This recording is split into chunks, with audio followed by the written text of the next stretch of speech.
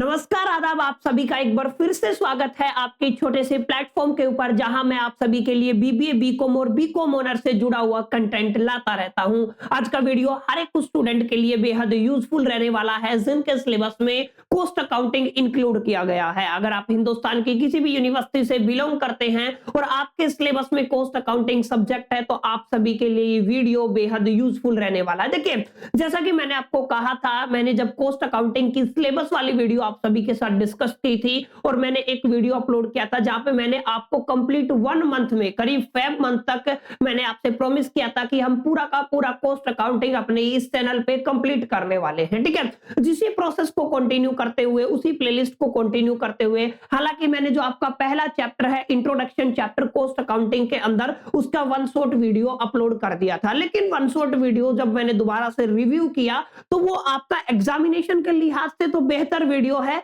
लेकिन अगर आप कॉस्ट अकाउंटिंग के ऊपर विजडम हासिल करना चाहते हैं, अगर आप मास्टरी करना चाहते हैं और कॉस्ट अकाउंटिंग को एक इनोवेटिव वे में, एक अच्छे तरीके से डिटेल में समझना चाहते हैं, तो उस वन शॉट से आपका काम चलने वाला नहीं है। इसी बात को मद्देनजर रखते हुए मैंने आप सभी के लिए ये वीडियो रिकॉर्ड करने का सोचा, जहां पे हम लोग डिटेल में स्टडी करने वाले हैं, एक एक चैप्टर को पार्ट्स के मीडियम से, यानी कि अलग अलग पार्ट्स में मैं एक चैप्टर को आपको पढ़ाने वाला हूं, लेकिन ये पार्ट्स काफी डिटेल में रहेंगे। अगर आप लोग इन पार्ट से स्टडी करते हैं तो कॉस्ट अकाउंटिंग आप सभी के लिए बेहद आसान सब्जेक्ट बन जाएगा, ऐसा मैं आपको गारंटी कर सकता हूं, अगर आप लोग इन वीडियोस को अच्छे से यूटिलाइज कर सकते हैं। बहरहाल, विदाउट वेस्टिंग टाइम, चलिए शुरू करते हैं और समझने की कोशिश करते हैं आज क्या रहने वाला है हमारा डिस्कस ऑफ द लाइन, या फिर कह दीजिए एजेंडा। देखिए, कॉस्ट अकाउंटिंग की बात करेंगे। कॉस्ट अकाउंटिंग की असल में जरूरत क्यों पड़ी? क्योंकि आप लोगों ने फिनेंशियल अकाउंटिंग इससे पहले पढ़ा हुआ है, फिनेंशियल मैनेजमेंट आप लोग पढ़ के आए हैं। अब ये कॉस्ट अकाउंटिंग, अब नाम से पता चल रहा है जैसा कि अकाउंटिंग की एक अलग ब्रांच है। तो ऐसा क्या हुआ जिसकी वजह से हमें कॉस्ट अकाउंटिंग, अकाउंटिंग की एक और ब्रांच बनाने की जरूरत पड़ी? इसी भूमिका पर हम बात करने वाले हैं। हम बात करेंगे एग्जैक्टली कॉस्ट अकाउंटिंग की हिस्ट्री क्या रहने वाली है। इसके आगे और भी टर्मिनोलॉजी हमारे पास इंट्रोड्यूस होंगी, कुछ लिमिटेशंस उस वीडियो में हम लोग पढ़ने वाले हैं। फाइनेंशियल अकाउंटिंग की कुछ लिमिटेशंस थी, जिनकी वजह से कॉस्ट अकाउंटिंग को इंट्रोड्यूस करना पड़ा। क्लियर? तो देखिए, सबसे पहले मैं आप सभी से बात करता हूं। देखिए, अगर आप लोगों ने थोड़ा बहुत भी 11th 12th में पढ़ा है या फर्स्ट सेमेस्टर के दरमियान पढ़ा है, तो मैंने फाइनेंशियल अकाउंटिंग अपने इसी चैनल पे आपको पूरा पढ़ाया हुआ था। और अगर आप सभी को याद हो तो फाइनेंशियल अकाउंटिंग है, फाइनेंशियल वर्ड को छोड़ दीजिए, मैं केवल अकाउंटिंग की बात करता हूं। अब आप सभी को पता है अकाउंटिंग का मेन पर्पस क्या होता है। अगर आप लोग देखेंगे, अकाउंटिंग का मेन पर्पस यही होता है कि जो भी बिजनेस एंटिटी है,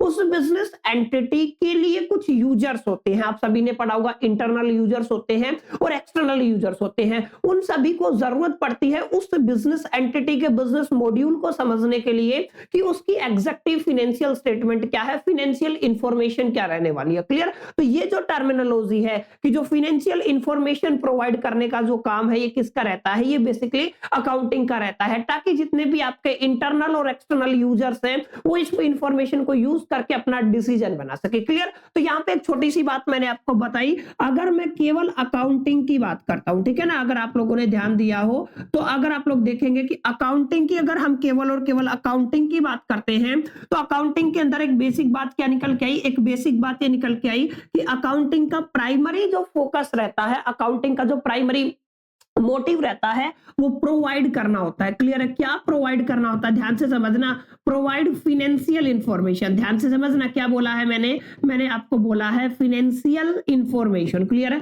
अब ये फाइनेंशियल इंफॉर्मेशन प्रोवाइड करना होता है किसका? Financial information of business entity. जितनी भी आपके पास बिजनेस एंटिटी होती है, क्लियर है, उन सभी की क्या प्रोवाइड करना? Financial information. एक शब्द और आप थोड़ा ध्यान दीजिएगा, बहुत सारे किताबों में फाइनेंशियल इंफॉर्मेशन की जगह, यहाँ पे इंफॉर्मेशन शब्द की जगह आपको स्टेटमेंट भी देखने को मिल सकता है, तो आपको कंफ्यूज नहीं होना है। यहाँ पे इन दोनों का मतलब क्या रहने वाला है? सेम रहने वाला है। क्लियर? तो हमारा अकाउंटिंग का मेन पर्पस ही यही है कि हम फाइनेंशियल इंफॉर्मेशन किसी भी बिजनेस एंटिटी की प्रोवाइड कर पाए। क्लियर है? अच्छा, जो इस इंफॉर्मेशन को यूटिलाइज करते हैं उनको यूजर्स बोलते हैं, आप सभी ने पढ़ा होगा, यानी कि किनको हम बेसिकली यूजर्स को प्रोवाइड करते हैं। अच्छा, एक हो गया आपका इंटरनल यूजर्स, क्लियर है, और एक हो गए आपके एक्सटर्नल यूजर्स। आप सभी ने पढ़ा होगा, एक इंटरनल यूजर्स हो गए और क्या हो गए? External users. दोनों को ही आपके बिजनेस की, आपकी बिजनेस एंटिटी है उसके अंदर फाइनेंशियल इंफॉर्मेशन इंफॉर्मेशन की जरूरत पड़ती है। और ये जो फाइनेंशियल इंफॉर्मेशन है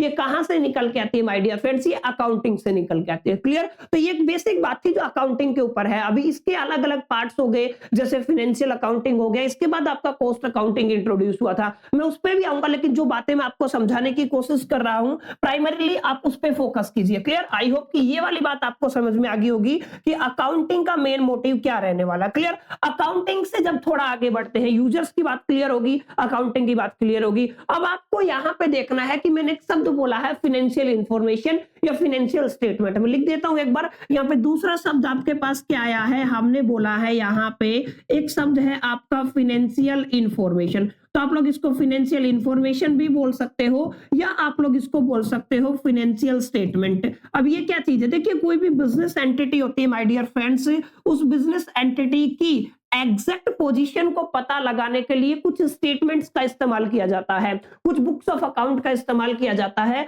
जिनको हम लोग फाइनेंशियल इंफॉर्मेशन या फाइनेंशियल स्टेटमेंट बोलते हैं। क्लियर? अब यहाँ पे समझने वाली बात क्या है? फाइनेंशियल इंफॉर्मेशन या फाइनेंशियल स्टेटमेंट के अंदर 4 चीजों का आकलन किया जाता है, अकाउंटिंग की जाती है, मूल्यांकन किया जाता है। ठीक है? ये 4 चीजें बताती है एग्जैक्टली आपकी जो बिजनेस एंटिटी है, उस बिजनेस एंटिटी का क्या स्ट्रक्चर है, क्या पोजीशनिंग है, क्या प्रॉफिटेबल है, क्या अनप्रॉफिटेबल है, तमाम जितनी भी चीजें जुड़ी हुई है आपके व्यवसाय से, आपके बिजनेस से, वो सभी आपको किससे पता चलती है? फाइनेंशियल इंफॉर्मेशन से या फाइनेंशियल स्टेटमेंट से। तो अब आपके साथ दिमाग में एक सवाल जरूर आ रहा होगा, सर ये बात क्लियर होगी कि फाइनेंशियल स्टेटमेंट या फाइनेंशियल इंफॉर्मेशन हमारे मौजूदा जो बिजनेस एंटिटी है उसकी पोजीशन को रिप्रेजेंट करता है। तो इस फाइनेंशियल स्टेटमेंट के अंदर क्या केवल एक ही टाइप की स्टेटमेंट होती है, एक ही तरीके का अकाउंट होता है या मल्टीपल अकाउंट्स होते हैं? एक सवाल आपके दिमाग में ये आना चाहिए अगर आप ढंग से इस वीडियो को यूटिलाइज कर रहे हैं। देखिए, तो ये बात बिल्कुल सही है कि केवल एक तरीके की स्टेटमेंट से या एक तरीके के अकाउंट से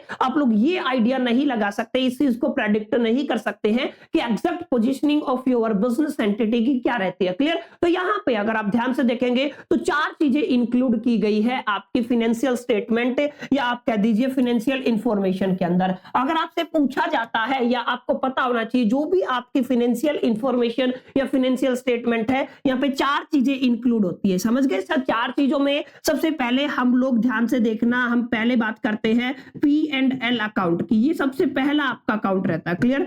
P&L अकाउंट। P&L अकाउंट आप सभी ने पढ़ा होगा, profit and loss account. Clear है? ये आपकी इनकम स्टेटमेंट भी आप लोग बोल सकते हैं। क्लियर? आप लोग इसको क्या कह सकते हैं? आप लोग बच्चों इसको इनकम स्टेटमेंट कह सकते हैं। क्लियर है? थोड़ा सा अगर आप लोग ध्यान से देखें, अगर टर्मिनोलॉजी को ध्यान से देखेंगे तो आइडिया लगा पाएंगे। इसको क्या बोल सकते हैं आप लोग? Income statement. यानी कि फाइनेंशियल स्टेटमेंट और फाइनेंशियल इंफॉर्मेशन के अंदर सबसे पहले हम लोग प्रॉफिट एंड लॉस अकाउंट को इंक्लूड करके चलते हैं। क्लियर? आई होप कि आपको समझ में आ गया होगा।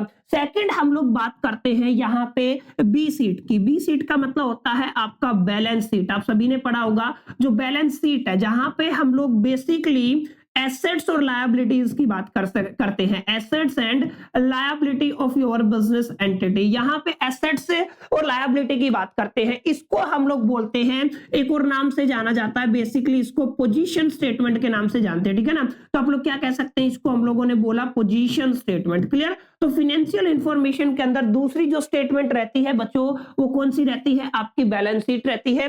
पहला क्या रहता है? P&L अकाउंट रहता है। अच्छा, तीसरी एक और रहती है, वो कैश से रिलेटेड है, जिसको आप लोगों ने पढ़ा होगा 12th में भी। हम इसको कहते हैं cash flow statement. Clear? I hope कितनी बातें आपको समझ में आ गई होंगी। इनको क्या कहा जाता है? Cash flow statement. हालांकि प्राइमरी लेवल पे अगर आप लोग देखेंगे तो ये तीनों चीजें एक किसी भी बिजनेस एंटिटी की फाइनेंशियल स्टेटमेंट को रिप्रेजेंट करने में कैपेबल है। क्लियर?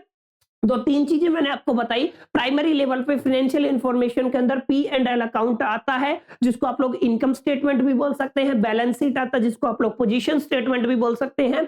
और तीसरा जो आपका रहता है वो कैश फ्लो स्टेटमेंट रहता है कि एग्जैक्टली कितना कैश आपका इन हुआ है, कितना आउट हुआ है आपके बिजनेस एंटिटी के अंदर। इन तीनों चीजों से आप लोग बिजनेस की पोजीशन को आइडेंटिफाई इजीली कर सकते हैं, चाहे आप लोग इंटरनल यूजर हो, चाहे आप लोग एक्सटर्नल यूजर हो। क्लियर? आई होप कितनी बातें आपको समझ में आ गई होंगी। अच्छा, कुछ कुछ किताबों में एक और यहाँ पे इंपॉर्टेंट बात ऐड की जाती है जिसको आप लोग बोलते हो बेसिकली नोट्स ऑफ अकाउंट। यहाँ पे ध्यान से समझना, हर किसी में नहीं है लेकिन कुछ कुछ है, आप लोग क्या कह सकते हैं, नोट्स ऑफ अकाउंट। ये थोड़ा आप ध्यान रखिएगा, यहाँ पे क्या बात आ रही है आपकी, नोट्स ऑफ अकाउंट। तो यहाँ पे इसको भी इंक्लूड किया जाता है। वैसे तो ये 4 चीजें हो गई, लेकिन मैंने चौथे को इसलिए अलग कलर से लिखा ताकि आप लोगों को याद रहे कि ये आपका ऑप्शनल है। ये बहुत सारी किताबों में पढ़ाया जाता है, बहुत सारी किताबों में नहीं भी पढ़ाया जाता है। क्लियर? तो डोंट बी कंफ्यूज, आपको कंफ्यूज नहीं होना है। क्लियर? तो यहाँ पे आपको एक आइडिया लग गया कि हम अकाउंटिंग से शुरू करें, क्योंकि हमारे जो आपका सब्जेक्ट है कॉस्ट अकाउंटिंग, उसमें अकाउंटिंग है, और अकाउंटिंग की फाउंडेशन जब तक आपकी नहीं बनेगी आप कॉस्ट अकाउंटिंग तक नहीं पहुंच पाओगे। और कॉस्ट अकाउंटिंग से पहले भी फाइनेंशियल अकाउंटिंग, क्योंकि फिनांस शब्द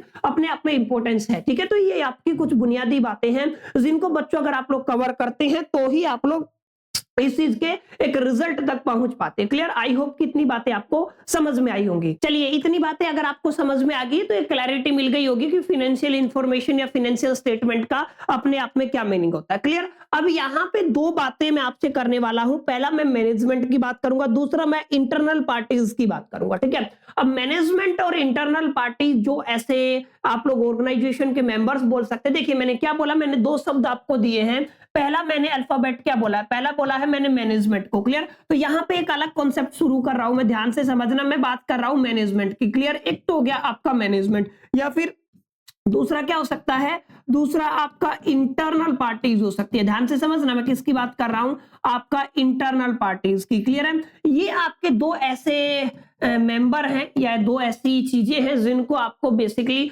जिनको केवल फाइनेंशियल इंफॉर्मेशन से या फाइनेंशियल स्टेटमेंट से सेटिस्फेक्शन नहीं होता है। क्लियर? इनका जो आपका, इनको अलग इंफॉर्मेशन चाहिए अलग अलग ऑब्जेक्टिव को पूरा करने के लिए। जैसे ये बात आपको समझ में आ गई, फाइनेंशियल इंफॉर्मेशन हमें बिजनेस की पोजीशन को बता सकता है, बिजनेस की इनकम को बता सकता है, बिजनेस के कैश को बता सकता है। इन 3 चीजों से आप लोग बिजनेस की पोजीशन पता कर सकते हैं। लेकिन मैनेजमेंट और इंटरनल पार्टीज को इसके अलावा भी बहुत सारी चीजों में डिसीजन लेना पड़ता है। ठीक है? डिसीजन मेकिंग करना पड़ता है। अगर डिसीजन मेकिंग करना पड़ता है तो उस केस में इनको यहां पे काम चलने वाला नहीं है केवल और केवल फाइनेंशियल अकाउंटिंग से। क्लियर? जैसे मैं अगर आपकी बात करता हूं, जैसे कुछ और ऑब्जेक्टिव है जिनको किसी भी बिजनेस को पूरा करना होता है। जैसे अगर आप बात करते हैं जो कॉस्ट है किसी भी बिजनेस की या किसी भी प्रोडक्ट की। देखिए, इंडिविजुअल प्रोडक्ट, ध्यान से समझना, मैं एक बात कह रहा हूं, अगला पेज ले लेते हैं। यहां पे आपके पास कोई भी इंडिविजुअल, ध्यान से समझना, क्या है, आपके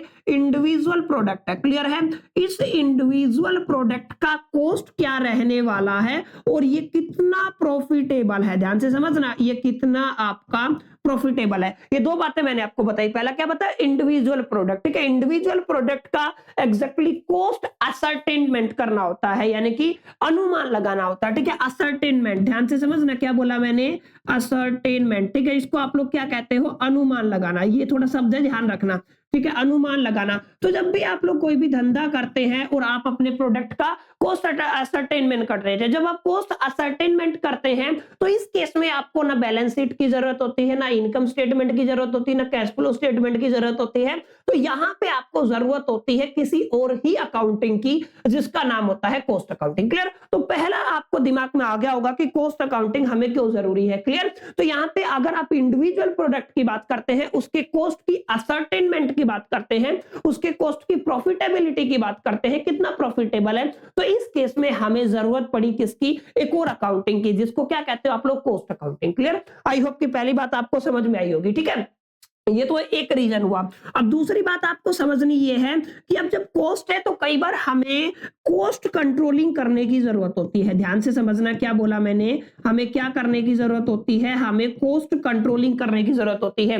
हो सकता है हमारे प्रोडक्ट का कॉस्ट बहुत ज्यादा हो जो मार्केट के हिसाब से सूटेबल ना हो, तो उस केस में यानी कि आपको प्रोडक्ट की प्राइसिंग इंक्रीज भी कर सकते हो, डिक्रीज भी कर सकते हो। उसकी जो कॉस्ट है उसके ऊपर कंट्रोल करने की जरूरत होती है। कॉस्ट कंट्रोलिंग में आपको फिनेंशियल स्टेटमेंट हेल्पफुल नहीं है। क्लियर, फिनेंशियल स्टेटमेंट आपको किसी भी दायरे से किसी भी तरीके से इस चीज में हेल्प नहीं करेगी। दैट्स व्हाई हमें नीड पड़ी किस चीज की, बेसिकली हमें नीड पड़ी एक और अकाउंटिंग की, जिसको क्या बोला जाता है बेसिकली कॉस्ट अकाउंटिंग। अच्छा, एक और चीज है यहां पे, अगर आपको मैनेजमेंट को गाइड करना है कोई भी डिसीजन लेने के लिए और स्ट्रेटजी के लिए, क्लियर है, यहां पे ध्यान से समझना, प्रोडक्ट से रिलेटेड डिसीजन मेकिंग, ध्यान से समझना मैं क्या लिख रहा हूं। मैं यहाँ पे लिख रहा हूं आपका डिसीजन मेकिंग, क्लियर है, डिसीजन मेकिंग, या फिर आप लोग कह सकते हैं आपका strategy making. Clear, strategy making और डिसीजन मेकिंग अगर आपका किससे रिलेटेड है, आपके प्रोडक्ट से रिलेटेड है और प्रोडक्ट की कॉस्ट से रिलेटेड है, तो उस केस में आपको फिनेंशियल स्टेटमेंट से काम नहीं चलने वाला।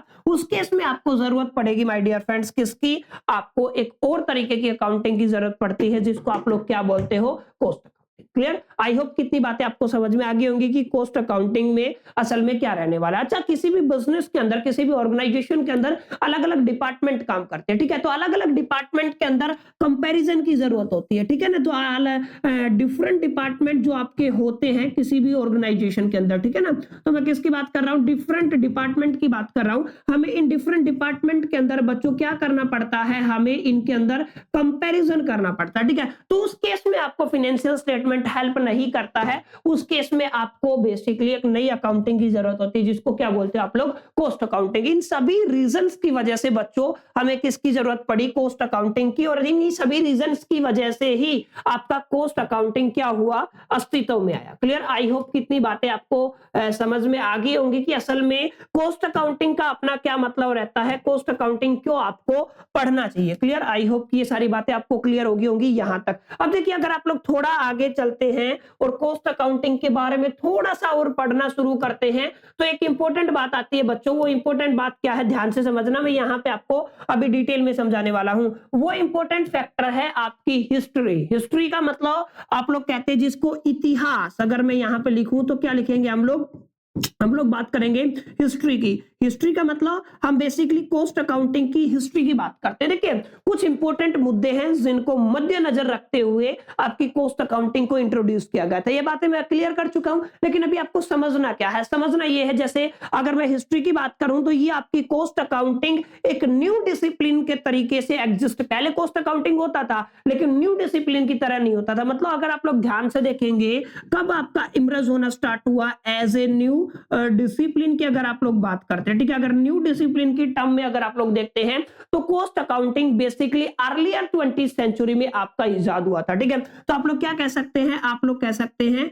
जो अर्ली 20th सेंचुरी है ना, उस केस में आपका क्या हुआ था, कॉस्ट अकाउंटिंग आपका क्या हुआ, as a new discipline introduce हुआ। क्लियर, उस टाइम पे क्या हो रहा था, उस टाइम पे इंडस्ट्रियलाइजेशन हो रहा था, ठीक है, किसी भी इंडस्ट्री के अंदर ऑटोमेशन हो रहा था, जैसे ठीक है कंप्यूटराइजेशन हो रहा था, ठीक है। यहाँ पे देखो कुछ चीजें हैं, न्यू डिसिप्लिन होने का रीजन है, क्लियर है। यहाँ पे जितने भी ऑर्गेनाइजेशन थे उनके अंदर क्या हो रहा था, उनके अंदर ऑटोमेशन हो रहा था, क्लियर है। ऑटोमेशन की वजह से आपको कॉस्ट का बड़ा ध्यान रखना पड़ता था, ठीक है, जिसकी वजह से कॉस्ट अकाउंटिंग इंट्रोड्यूस हुआ। अच्छा, कंप्यूटराइजेशन हो रहा था, दूसरा रीजन क्या है, दूसरा रीजन है आपका कंप्यूटराइजेशन। जब कंप्यूटराइजेशन हो रहा था उस केस में भी माय डियर फ्रेंड्स आपको किसकी जरूरत पड़ी, कॉस्ट अकाउंटिंग की, अलग से एक न्यू डिसिप्लिन बनाने की जरूरत पड़ी, ठीक है। एंड आगे अगर आप लोग देखोगे जितनी भी मशीनरी आई थी उसके अंदर कुछ कॉम्प्लिकेशन थे, कॉम्प्लिकेटेड एंड सोफिस्टिकेटेड जो भी आपका प्रोसीजर था, ठीक है, कॉम्प्लिकेटेड आपका जो मशीनरी सिस्टम था, या आप लोग सिंपल कह सकते हैं यहाँ पे आप लोग मशीनरी जो सिस्टम था ना, उनकी वजह से आपको किसकी जरूरत पड़ी, आपको कॉस्ट अकाउंटिंग की जरूरत पड़ी। लास्ट एंड फाइनल अगर मैं बात करूं, अगर आपको स्किल्ड लेबर की जरूरत थी तो वहां पे भी आपको कॉस्ट का ध्यान देना पड़ता था, यानी कि यहाँ पे क्या कॉन्सेप्ट है आपका, इंट्रोड्यूस्ड हुआ स्किल लेबर, क्लियर है, एटसेट्रा। और भी बहुत सारे रीजन है, मैं सारे यहाँ पे नहीं लिखने वाला, आप लोग थोड़ा पढ़ेंगे तो आपको आइडिया लग जाएगा, क्लियर। ये कुछ बुनियादी बातें हैं जिनके चलते my dear friends as a cost accounting को न्यू डिसिप्लिन इंट्रोड्यूस किया गया अर्लियर 20th सेंचुरी में। बहुत बुनियादी बातें मैं आपको बता रहा हूँ, बहुत डिटेल में मैं आपको पढ़ा रहा हूँ, ताकि कॉस्ट अकाउंटिंग से रिलेटेड तमाम जितने भी कॉन्सेप्ट है वो आपके दिमाग में आ जाए, ताकि आप लोगों को पढ़ने में सहूलियत हो, आसानी हो, आपके सब्जेक्ट से मोहब्बत हो जाए, इंटरेस्ट क्रिएट हो। क्लियर? तो आई होप कि सारी बातें समझ में आई होंगी। New discipline earlier 20th century में उसके कुछ बेसिक रीजन थे। पहला तो ये कुछ रीजंस थे, प्लस में मैंने बताया ऑटोमेशन हो रहा था, कंप्यूटराइजेशन हो रहा था, और यहाँ पे जितनी भी सोफिस्टिकेटेड जो आपका मशीनरी सिस्टम था, या आप लोग जिसको कह सकते हैं कॉम्प्लिकेटेड मशीनरी सिस्टम था, उस केस में, या आप लोग कह सकते हैं जितनी भी स्किल्ड लेबर की जरूरत थी, उस केस में हमें क्या करना पड़ता था, हमें बेसिकली किसकी जरूरत पड़ी, कॉस्ट अकाउंटिंग की। क्लियर? तो ये कुछ बुनियादी बातें हैं। इसके अलावा अगर आप लोग ध्यान से देखोगे, एक अकाउंटिंग का जिक्र मैंने अभी अभी किया था, अगर आप सभी को याद हो तो हमने किसकी बात की थी, हमने फाइनेंशियल अकाउंटिंग की बात की थी। क्लियर है ना? हमने किसकी बात की थी, हमने बात की थी फाइनेंशियल अकाउंटिंग की। One of the important accounting के अंदर आता है। किसी भी बिजनेस एंटिटी के अंदर अगर आपका फाइनेंशियल अकाउंटिंग ना हो तो वो धंधा चले, इसकी कोई गारंटी नहीं, कोई श्योरिटी नहीं, कोई पॉसिबिलिटी नहीं है। क्लियर? तो ये आपको एक बात ध्यान में रखनी है।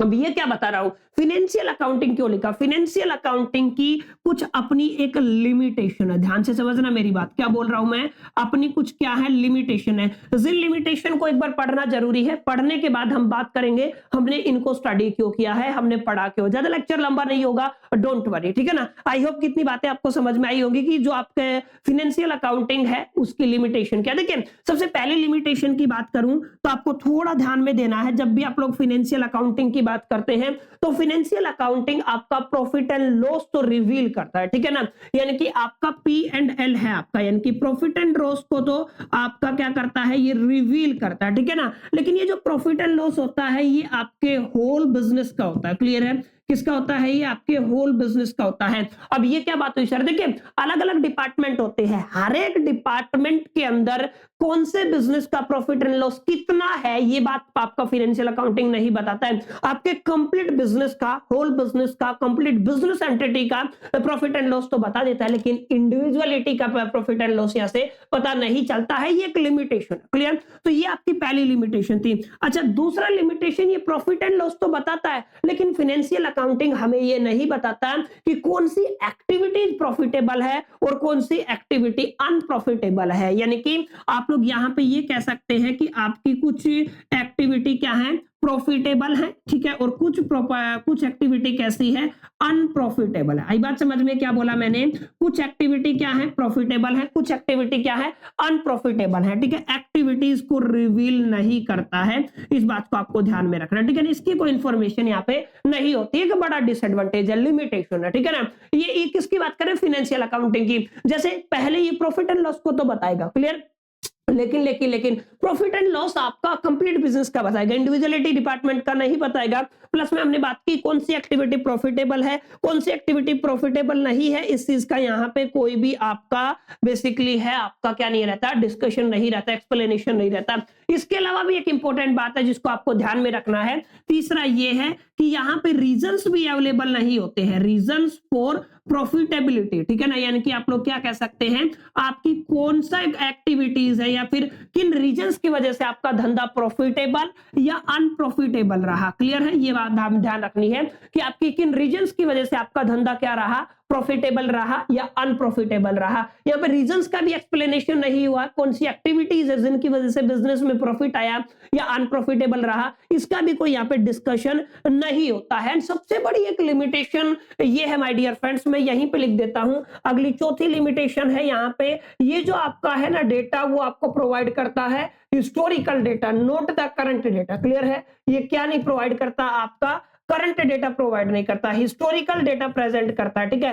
करंट डेटा यहाँ पे अवेलेबल ही नहीं है, जो एक बड़ा डिसएडवांटेज है, बड़ी लिमिटेशन है। क्लियर? आई होप कि इतनी बातें आपको समझ में आ गई होंगी कि एग्जैक्टली क्या कुछ रहने वाला। अच्छा, यहाँ पे एक और पॉइंट आप लोग लिख सकते हैं कि यहाँ पे आपका जो सारी चीजें एक्सपेंसेस और लॉसेस की तो बात होती है, ठीक है ना। एक्सपेंसेस एंड लॉसेस की बात तो होती है, लेकिन इनको कैटेगराइज नहीं किया जाता है। असल में ये एक्सपेंसेस कहाँ से आया है, किस डिपार्टमेंट का है, कौन सी इनकम का है, इनकम एंड लॉसेस की बात होती है या इनकम एंड एक्सपेंसेस की बात होती है, एक्सपेंस एंड लॉसेस की बात होती है, लेकिन किस कैटेगरी से निकल के आया है इसका कोई जिक्र नहीं होता। क्लियर? तो तमाम लिमिटेशन है, ठीक है। इन सभी तमाम लिमिटेशन को मद्देनजर रखते हुए हमें एक और अकाउंटिंग की जरूरत पड़ी बच्चों। ये सारी बातों को अगर ध्यान में रखें तो जिसका नाम क्या रखा गया, कॉस्ट अकाउंटिंग। क्लियर है? इस कॉस्ट अकाउंटिंग के मेन 3 मोटिव थे बच्चों, जिनको आप लोगों को याद रखना। क्लियर? कितने मोटिव थे आपके? 3 मोटिव थे। पहला मोटिव था आपका कॉस्ट असर्टेनमेंट, यानी कि अगर आपको क्या करना है, कॉस्ट का अनुमान लगाना है। क्लियर है? मैं यहाँ पे क्या लिख रहा हूं, कॉस्ट असर्टेनमेंट। क्लियर है? कॉस्ट का अनुमान लगाना है। मैंने बताया था कॉस्ट कंट्रोलिंग की भी हमें जरूरत पड़ती है, तो यहाँ पे दूसरा क्या रीजन है हमारा, कॉस्ट कंट्रोलिंग। क्लियर? तो दो बड़े रीजन आपको समझ में आ गए होंगे। पहला क्या है आपका कॉस्ट असर्टेनमेंट, दूसरा क्या आ गया आपका कॉस्ट कंट्रोलिंग। ठीक है, आगे है आपका मैनेजमेंट डिसीजन मेकिंग की भी जरूरत पड़ती है इस कॉस्ट अकाउंटिंग की वजह से। ठीक है, तो आप लोग मैनेजमेंट डिसीजन मेकिंग, एमडीएम लिख रहा हूं, आप लोग समझ जाइएगा। क्लियर है? तो ये कुछ बेसिक रीजन है जिनकी वजह से हमें एक न्यू डिसिप्लिन या एक नई अकाउंटिंग की जरूरत पड़ी, जिसको क्या बोला गया, कॉस्ट अकाउंटिंग। होती क्या है इसमें मैं अभी नहीं आ रहा हूं, हमें जरूरत क्यों पड़ी इसकी, क्या हिस्ट्री थी, क्या लिमिटेशन थी, तमाम बातें मैंने यहाँ पे डिस्कस की। उम्मीद करता हूं यहां तक चीजें आपको क्लियर हुई होंगी, कुछ कुछ चीजें कि असल में जो आपका फाइनेंशियल अकाउंटिंग और कॉस्ट अकाउंटिंग का क्या रिलेशन रहता है यहाँ पे, और अकाउंटिंग का पूरा क्या केस रहने वाला। उम्मीद करता हूं वीडियो अच्छा लगा होगा। अच्छा लगा तो इसको लाइक कीजिएगा, फ्रेंड के साथ शेयर कीजिएगा, फर्स्ट टाइम आए तो चैनल को सब्सक्राइब कर लीजिएगा। चलिए मिलते हैं नेक्स्ट वीडियो में, जब तक के लिए तो all the best, keep learning.